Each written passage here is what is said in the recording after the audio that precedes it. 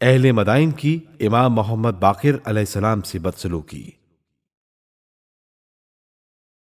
جب امام علیہ السلام شام سے روانہ ہوئے تو ہشام نے ان تمام مقامات پر جو مدینہ تک راستے میں واقع تھے اپنے حکام کے نام یہ فرمان جاری کر دیا کہ امام محمد باقر اور ان کے بیٹے کو کوئی شخص اپنے گھر میں مہمان نہ رکھے، کیونکہ یہ لوگ اولاد ابو تراب ہیں اور بڑے جادوگر ہیں۔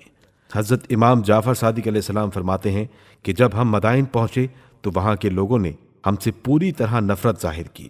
جس محلے میں ہم پہنچتے تھے لوگ اپنے گھروں کے دروازے بند کر لیتے تھے، اور کھانے پینے کے لیے کچھ بغیر عوض دینا تو درکنار، اگر ہم قیمتاً بھی کچھ خریدنا چاہتے تھے تو وہ ہمارے ہاتھ فروخت کرنے پر راضی نہ ہوتے تھے۔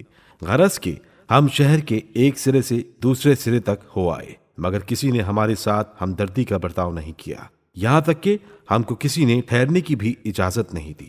ہمارے خادموں نے بہت کچھ منت سماجت کی کہ رات کی رات ٹھہر جانے دو اور کھانے کی قیمت لے لو، لیکن وہ بدبخت راضی نہ ہوئے، بلکہ غصے میں حضرت علی علیہ السلام پر لعنت کرنے لگے۔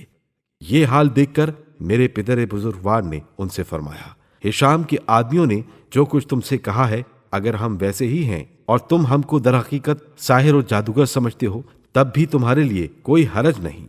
دین اسلام میں تو اہل ذمہ سے بھی لین دین کے معاملات جائز ہیں۔ انہوں نے کہا، ہمارے نزدیک تم اہل ذمہ سے بھی زیادہ برے ہو، کیونکہ وہ لوگ تو جزیہ ادا کرتے ہیں اور تم کچھ بھی نہیں۔ یہ سن کر امام علیہ السلام کو جلال آ گیا۔ آپ علیہ السلام نے ان کی بات کا کوئی جواب نہیں دیا اور وہاں سے آگے بڑھ گئے۔ شہر کے قریب ہی ایک پہاڑ تھا، آپ علیہ السلام اس پر تشریف لے گئے اور بآواز بلند یہ آیت تلاوت فرمائی، بقیت اللہ خیر لکم ان کنتم مؤمنین۔ آگاہ ہو کہ ہم ہی لوگ بقیہ خدا ہیں۔ آپ علیہ السلام کی اس آواز کو تمام اہل شہر نے سنا اور ان پر کچھ ایسا خوف طاری ہوا کہ مکانوں کی چھتوں پر چڑھ گئے۔ اب جو ان کی نظر امام علیہ السلام کے چہرے پر پڑی تو قدرت خدا دیکھیے کہ ان کے دل خوف سے تھر تھر کانپنے لگے۔ ایک بوڑھے آدمی نے اہل شہر کو پکار کر کہا، لوگو، قہر خدا سے ڈرو۔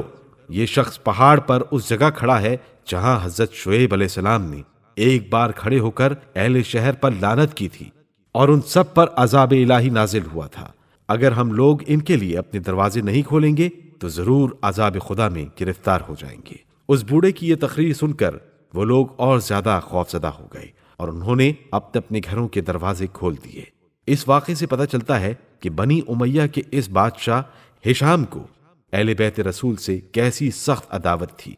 بظاہر تو یہ لوگ ان کی تعظیم کرتے تھے، لیکن در حقیقت ان کے خون کے پیاسے تھے اور ان کو ذلیل کرنے کا کوئی دقیقہ اٹھا نہ رکھتے تھے۔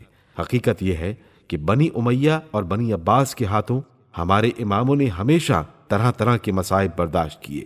ان لوگوں کو انہوں نے چین سے رہنے نہیں دیا اور ہمیشہ اسی فکر میں رہے کہ ان کے اثرات پھیلنے نہ پائے اور ان کی تعلیم سے لوگوں کو فائدہ نہ پہنچے۔